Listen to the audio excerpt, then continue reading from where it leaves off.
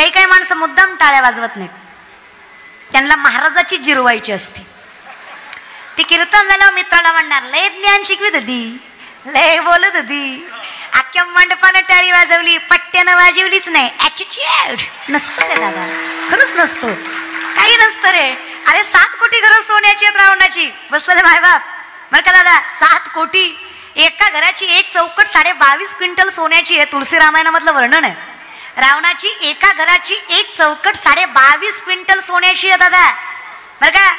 धोंड्याचा महिना लक्ष देऊ नाही का, अर्धा तोळा घातला तुमच्या सासऱ्यानं तुम्हाला गेल्या वर्षी, तरी तुम्ही तुमची बायको महिनाभर स्टेटस टीव्हीत होता. लाडाचा जावाई गेला सासरवाडीला महिनाभर, अर्ध्या तोळ्यावर रे दादा. 22.5 क्विंटल सोन्याची एक चौकट, 3.5 ते 4,000 चौकटी असणार एक घर, अशी 7 कोटी घरं सोन्याची रावणाची. ताकद लक्षात घ्या, सत्ता ऐका. 80,000 बायका, 1 लाख पोरं, 1.25 लाख नव्हतं नवग्रहाच्या पायऱ्या खुबे राखणीला, गाढव बळी गजानन सटवी करी बाळांतपण, ही सत्ता आहे रावणाची. तरी तुम्हाला हे सत्य मान्यच करावं लागेल की रामाच्या चरणावर मस्तक ठेवल्याशिवाय मोक्ष नाही, हे अटल सत्य वारकरी संप्रदाय. विचार करा, मायबाप तसल्याला भजन करावं लागले रे. 2 BHK रे आपला, आपल्या गाडी हप्त्यावर आहे, आपल्याला भजन करणं कामच आहे. आणि आपण उपकार म्हणून परमार्थ करतच नाहीये. तुकोबाराय म्हटलंय, मी भजन करायचं कारण माझ्या मनाची समाधानी आहे, मला माझ्या संसारात सुख लाभतोय, ती प्राप्तता मिळतीये, म्हणून मी भजन करतोय. देवा तुझ्या नामचिंतनाचे माझं चित्त सावध होतंय, मी सावध होतोय, माझं चित्त चुकीच्या ठिकाणी जात नाहीये. कारण मायबाप तुम्हाला वाटत नसेल ना, काही माणसं फार भुशारकीने म्हणतात. एखाद्याला म्हटलं ना, का हो दादा काय सुंदर सप्ताह चालू अंजनगाव सुरजीमध्ये, शेवटचा दिवस हो आज, शिवलीलाताई पाटलांचं कीर्तन आहे म्हणे, आजचा शेवटचा आहे, उद्या काल आहे, आज तरी कीर्तनाला चला. तो फार कौतुकाने सांगतो, आपल्याला तसलं पटत नाही. खरं आहे तुझं दादा, बोलल्यावर झोंबेल जरा, पण कचकच कांद्याचा गाभा, तुला भजन कसं आवडेल रे. त्याला पात्रताही तशीच लागते की नाही महाराज. काही माणसं फार भुशारकीने सांगतात. काही माणसांना म्हटलं का रे गावात सप्ताह गेला नाही, तर म्हणतो मला आवडत नाही. काही माणसं म्हणतात निघालतो पण गेलो नाही, काही म्हणतात गेलो पण बसलो नाही, काही म्हणतात बसलो पण मधनच आलो, काही म्हणतात शेवटपर्यंत बसलो पण कळलंच नाही. तुमच्या चुकच नाही मायबाप, तुमचं पाय कीर्तनाकडे वळत नाही, तुम्हाला कीर्तन कळत नाही, तुमचं मन कीर्तनात लागत नाही. मायबाप यात तुमची चूक नाही. माऊली सांगतात, तुम्ही केलेलं पाप तुम्हाला या पवित्र मंडपात बसू देत नाही. हे सगळ्यात पाप ठाके इताड, पाप ठाके इताड, पाप ठाके इताड, तुका मन नाड, पाप ठाके इताड, पाप ठाके इताड, तुका मन नाड, पाप ठाके इताड, तुका मन नाड, पाप ठाके इताड, पाप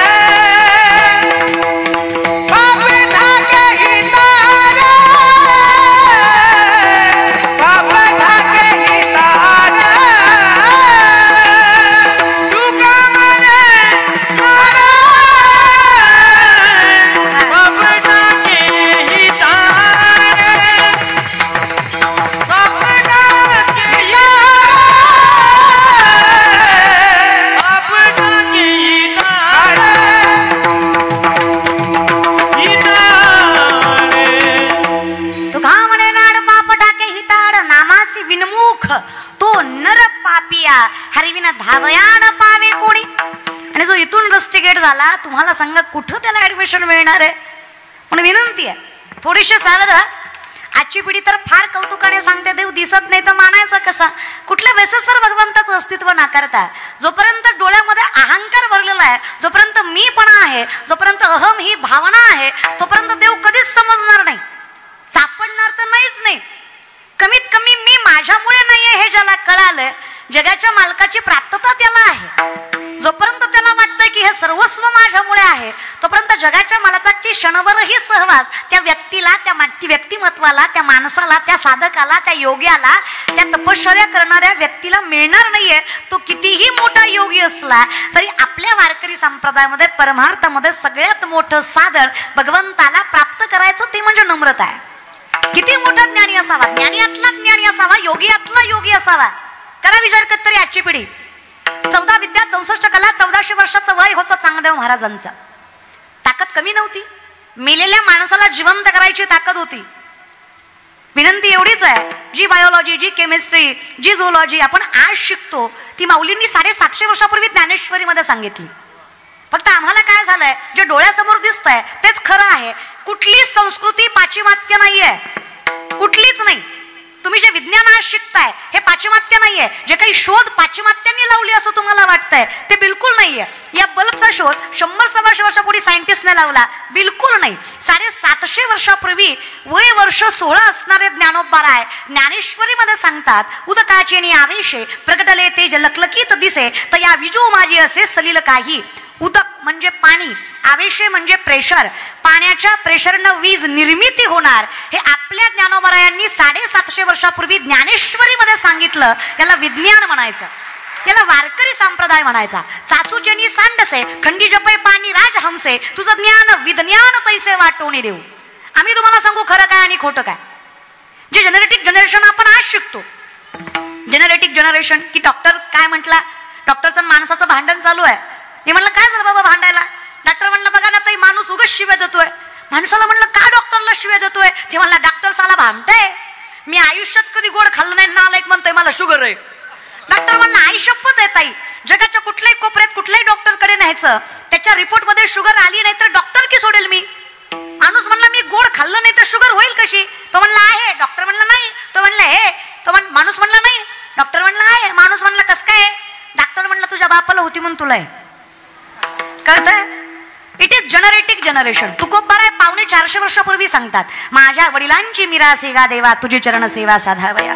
मला मिळालंय तर माझ्या पूर्वजांचं. माऊली 750 वर्षापूर्वी सांगतात, तसेची वाटणं पाहता वैसेची गावा न येता, बाळपणीचं सर्वज्ञता वरी तयाते. वर आशीर्वाद, कृपा, कृपेशिवाय शक्य नाही. आजकालची बरीच माणसं म्हणतात त्याला मी मोठा केला. काय म्हणतात, त्याला मी मोठा केला. कायम लक्षात ठेवा, माणूस मोठा होतो स्वतःच्या प्रारब्धावर, स्वतःच्या कर्माने आणि पांडुरंगाच्या कृपेने. कोणीच कुणाला मोठं करत नाही. मायबाप देव आणि संत सोडले तर आपलं मोठेपण हे आपल्या संयमावर, आपल्या कर्तृत्वावर, आपल्या अंकुशावर, आपल्या निष्ठेवर आणि आपल्या कर्मावर अवलंबून असतं. याच्यात काहीच कोणाचा हस्तक्षेप नाही. हे मी का बोलावं. अन्नमान धन तो प्रारब्ध अधीन. मग आम्ही विचारलं, काही लोकांना एवढं असून सुद्धा मिळालं नाही आणि काही लोकांकडे काहीच नसून सगळं मिळालं. प्रश्न आहे की नाही. मी एवढं कष्ट केलं तरी मला काहीच मिळालं नाही आणि काही म्हणतात त्याने काहीच कष्ट केलं नाही तरी त्याला मिळालं. काहीतरी तथ्यता असली पाहिजे त्या गोष्टीमध्ये. 6 शास्त्र, 18 पुराण, 4 वेद, मुखोद्गत रामेश्वर शास्त्रींच्या. रामेश्वर शास्त्री तुकोबारायांच्या काळातले सगळ्यात मोठे विद्वान पंडित. ताकद लक्षात घ्या. 6 शास्त्र, 18 पुराण, 4 वेद हे बोलायचं सोपं आहे, करायचं. आपल्यासारख्याने 40 वेळा हरिपाठ पाठ करा. आपल्याला कोण म्हणलं ना घेता काही ना, ती म्हणतो ना गे मी मागं म्हणतो, तुम्ही पुढं म्हणा, पुढं माझं गुत्तय. आपण त्यातले आहेत रे. आजही आपला हरिपाठ धडपाठ होत नाही. आपल्याला हे बोलायचं सोपं आहे, करायचं नाहीये. मग एवढा ज्ञानी बोलू नका. शांतता. एवढे ज्ञानी, एवढे तपस्वी, एवढे निष्ठावंत माणसं, पण यांना देव कळाला नाही. तुकोबाराय सामर्थ्याने सांगतात, देव घ्या कुणी, देव घ्या कुणी, देवा आला घर पुसवणी. तरी माणसं म्हटले देव न लगे, देव न लगे. मग ही जी बुद्धिमत्ता आहे, बोलू नका, बसून घ्या दादा. जर पाठीमागच्या दिसत नसेल ना तर बसून घ्या. विठ्ठला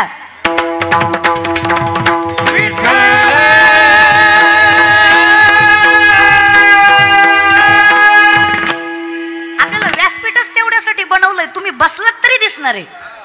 त्याच्यामुळे गोंधळ करू नका. एकदम कीर्तनाच्या व्यासपीठाच्या जवळ आहात तुम्ही, त्याची मर्यादा ठेवा.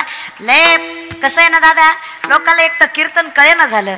काही काही लोक खुशाल फोन करून म्हणतात, ताई तुमचा प्रोग्राम ठेवायचा होता. प्रोग्राम करते भैर मी. अरे प्रोग्राम आहे का दादा, हा कीर्तन आहे ना. काही माणसं खुशाल म्हणतात, ना आमच्या गावात सप्ताह होता, तुम्हाला घुसवायचं होतं. घुसव महाराज, लोकांना घुसवतो का, अजून काय करतो महाराज. विचित्र लोक. त्याच्यापेक्षा भंगार. तुमची सुपारी किती, तुला उकळात घालून मुसळात न काढला पाहिजे. किती द्याल दादा महाराज लोकांना सुपारी. आमच्या आईच्या दारात सोन्याचं झाड आहे. विचार करा घरात किती असेल. जयाच्या द्वारी सोन्याचा पिंपळ, अंगी ऐसे वळ रेडा बोले. त्या माऊलींची लेकरं आम्ही. आणि अवघड नाही बरं माझ्या माऊलीचं लेकरू व्हायचं, फार सोपं आहे. राजयाची कांता काय भीक मागे,